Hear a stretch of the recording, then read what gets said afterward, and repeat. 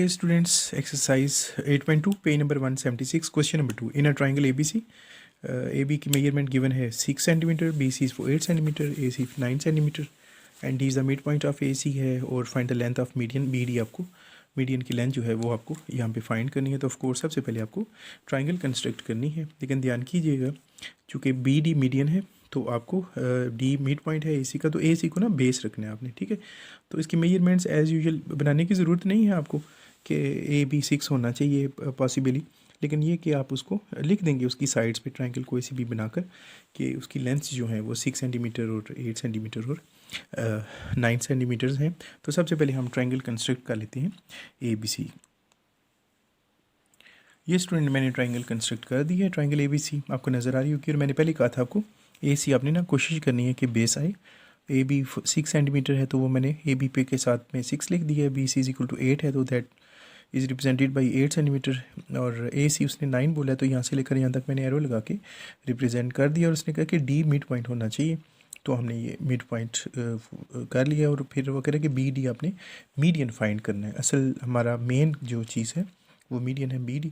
तो ये मीडियन वो लाइन होती है जो किसी एंगल में से वर्टेक्स में से जो है वो एमर्ज हो और अपोजिट साइड को मिड पॉइंट पे जाके ज्वाइन करे, उसे हम मीडियन कहते हैं।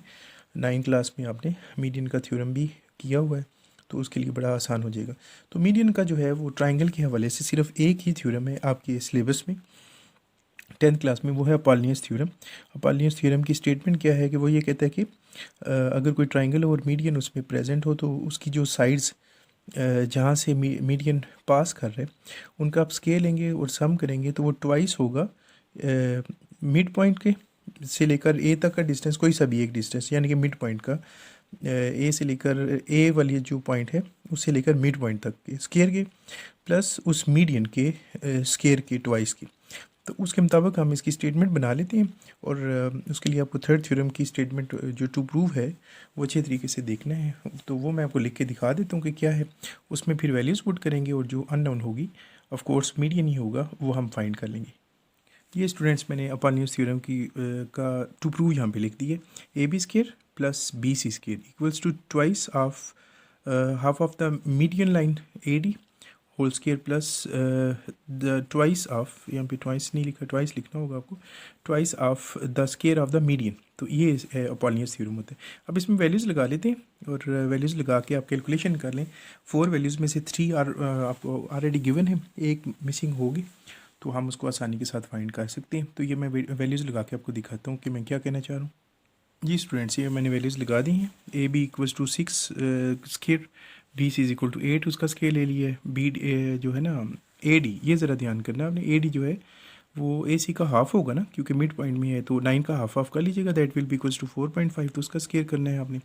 BD तो फाइंड करना है, ये एज इट इज़ आएगा, इनका स्केल ले लेंगे 100 हो जाएगा, और ये पहले 4.5 का स्केल ले लेंगे जो कि आएगा 20.25, उसको 2 से मल्टीप्लाई कीजिएगा, लेफ्ट साइड पे ट्रांसफ़र कीजिएगा, फिर 2 इधर मल्टीप्लाई हो रहा है लेफ्ट साइड पे डिवाइड हो जाएगा, और अल्टीमेटली आप इसका टेकिंग अंडर रूट कर लीजिएगा तो आपके पास 29.75 का अंडर रूट आ जाएगा 5.45।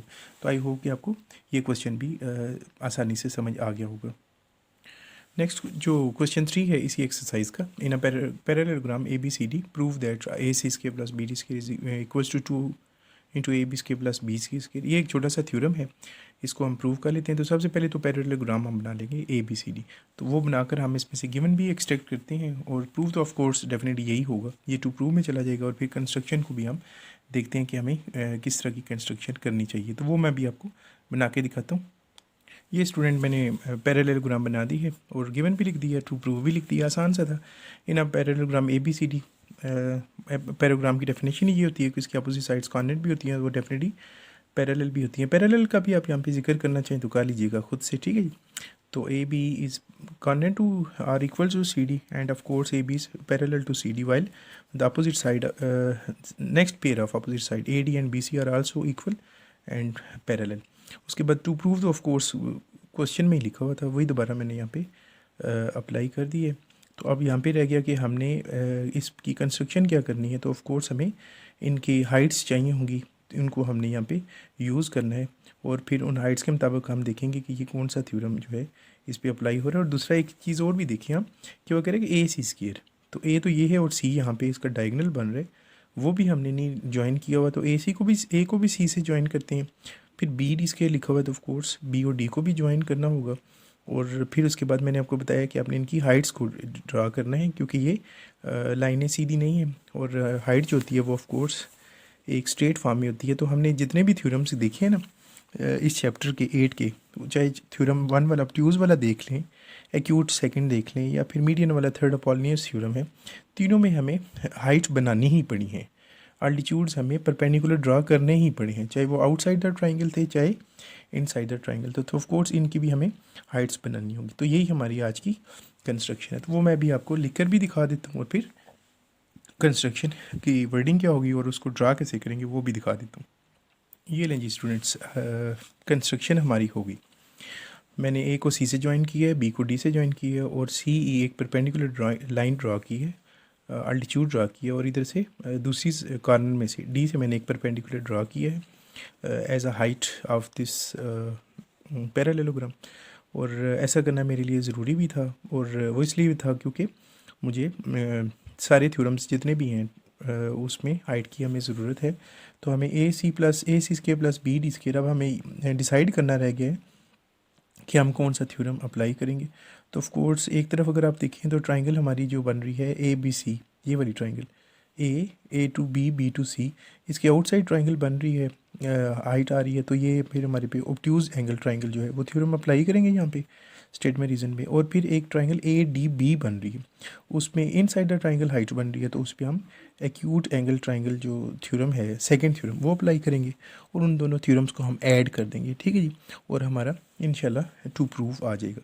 तो वो मैं स्टेटमेंट रीज़न में आपको लिख के दिखाता हूँ कि हमने क्या करना है। और हाँ, एक चीज़ आप यहाँ पे आपको बताता चलूँ कि डी एफ और सी ये दोनों आपस में इक्वल होंगे, क्योंकि हाइट है ना, तो हाइट ऑफ कोर्स दोनों तरफ से सेम होनी है, क्योंकि ये एक ही पैरेललोग्राम की हैं, तो दोनों हाइट्स जितनी भी होंगी वो सेम। ये तो नहीं हो सकता ना एक पैराग्राम की ये वाली हाइट 8 हो जाए और एक 6 हो जाए, ऑफ कोर्स वो पैरेलल लाइंस हैं और इक्वल लाइंस में है, ये हम कह चुके हैं, तो उनकी हाइट्स भी आपस में इक्वल होंगी। ये इंपॉर्टेंट पॉइंट है, इसको नोट कीजिएगा, क्योंकि ये आने वाले टाइम में आपको भी इसकी ज़रूरत पड़ने वाली है। तो मैं स्टेटमेंट रीज़न आपसे डिस्कस करता हूँ, लेकिन लिख के। ये स्टूडेंट्स मैंने स्टेटमेंट रीज़न स्टार्ट किए हैं, लेकिन उससे पहले मैंने ना एक छोटा सा काम किया है आपकी आसानी के लिए, कि ये जो ट्राइंगल ए बी सी थी ना, वो ढेर सारी ट्राइंगल्स मिक्स हो रही थी, तो मैंने इसको सेपरेट बना दिए, तो आपको बड़ी आसानी से समझ आ जाएगा। ये ए बी है, ये वाली लाइन ए बी आपको नज़र आ रही है, फिर ये ए सी डायगोनल टाइप है, फिर परपेंडिकुलर है, ये परपेंडिकुलर पे ये मैं राइट एंगल बना देता हूँ, ठीक है जी। तो ये आपको साफ नज़र आ रहा है कि ये फर्स्ट थ्योरम बन चुके हैं। तो आपको करना ये है, आप बताएंगे स्टेटमेंट रीजन में कि ट्राइंगल ए बी सी में एंगल बी जो है दैट इज़ ऑब्ट्यूज्ड एंगल है, आपको नज़र आ रहा है, ग्रेटर देन 90 है ना, थोड़ा सा 90 से ग्रेटर बना हुआ है, तो इस पर हम अप्लाई करेंगे ऑब्ट्यूज एंगल। और उसमें क्या था कि sum of the side square of the side opposite to the obtuse angle is equal to the sum of the sides, sum of the square of the side that containing the obtuse angle together with, together का मतलब plus होता है twice with the base and the projection of its altitude or height। तो वो सारा फिर हमने यहाँ पर इसको अप्लाई किया है, और यहाँ पे मैंने ये obtuse angle triangle का थ्योरम अप्लाई करके लिख दिया। अब मैं ना एक्यूट एंगल ट्राइंगल जो है, जो ए डी बी ट्राइंगल है, उसको भी अप्लाई करूँगा, और उसको इसको पॉइंट नंबर 1 का नाम दे दें। और इसका रीज़न मैंने लिखा है कि projection of obtuse angle triangle theorem, कि जो ऑब्ट्यूज्ड एंगल ट्राइंगल थ्योरम है उसकी प्रोजेक्शन वाला जो है वो हमने यहाँ पे अप्लाई किए। तो अब हम दूसरा जो है सेकंड थ्योरम वो अप्लाई करेंगे, लेकिन ट्राइंगल डिफरेंट हो जाएगी ए बी डी ट्राइंगल में, तो वो मैं भी आपको दिखाता हूँ कि वो हम कैसे करेंगे। लें जी स्टूडेंट्स, दूसरी ट्राइंगल बना दी है, ये आपको नज़र आ रही होगी। इसमें इस ट्राइंगल ए बी डी को ये मैंने इसमें से इसी में से ना एक्सट्रैक्ट करके सेपरेट कर दिए, और उस पर मैंने लिखा है कि angle A is an acute angle है। सेकंड थ्योरम आप अप्लाई करेंगे यहाँ पे, थ्योरम नंबर 2 8 का। तो उसमें वो क्या है जी कि और एक्यूट एंगल ए है, ठीक है, ये याद रखना आपने, और ये इसकी प्रोजेक्शन है जो इनसाइड द ट्राइंगल पास हो रही है। तो उसमें भी आपको पता है कि थ्योरम नंबर 2 में भी इनसाइड द ट्राइंगल पास हो रही है, प्रोजेक्शन जो है उसका अल्टीट्यूड है। तो उसमें क्या है कि square of the side opposite to the acute angle equals to the sum of the square of the length that containing the acute angle diminished minus को डिमिनिश्ड कहते हैं, आपको बताया था क्लास में भी। तो माइनस आप लिखेंगे ट्वाइस बेस और उसकी प्रोजेक्शन ए से लेकर एक्यूट एंगल से लेकर प्रोजेक्शन तक आप लिख देंगे। तो ये स्टूडेंट्स मैंने इसको लिख दिया और साथ में इसका रीज़न है projection of acute angle triangle theorem. तो ये हमने इसको यहाँ पे अप्लाई कर दिए। अब नेक्स्ट स्टेटमेंट में क्या है कि आपकी ये इसको मैंने पॉइंट 1 और पॉइंट 2 का नेम दिया हुआ है, तो इन दोनों को हम यहाँ पे अप्लाई कर देते हैं। लेकिन उससे पहले बेहतर ये होगा यहाँ पे आपने ना कुछ चेंजिंग्स हैं वो मैं करके आपको दिखाता हूँ, और वो चेंजिंग करके फिर आपको मैं बताता हूँ कि इसका सोल्यूशन कैसे बनेगा।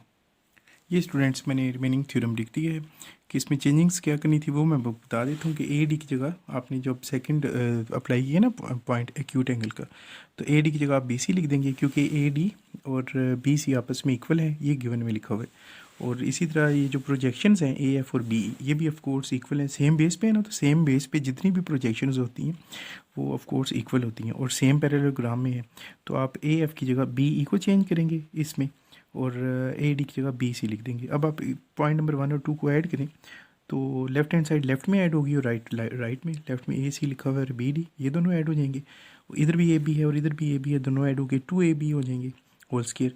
और इधर भी बी सी है, इधर भी बी सी आ चुका है, तो वो 2 बी सी होल स्केयर हो जाएगा। और इसकी एक statement 2 A B B E लिखा हुआ है और इसकी statement -2 A B B E लिखा हुआ है। ये दोनों भी आप लिखेंगे और ऑफ कोर्स उनको आपस में कैंसिल कर देंगे, क्योंकि ये +2 में वही वैल्यू और ये -2 में, बाकी सेम आपका वही प्रूफ आ चुका है। तो आई होप कि आपको ये भी थ्योरम क्लियर हो गया होगा। ये एक्सरसाइज कंप्लीट हो चुकी है, इसको नोट कर लें अच्छे तरीके से। कोई क्वेश्चन हो कोई पॉइंट हो तो मुझे ज़रूर बताइएगा।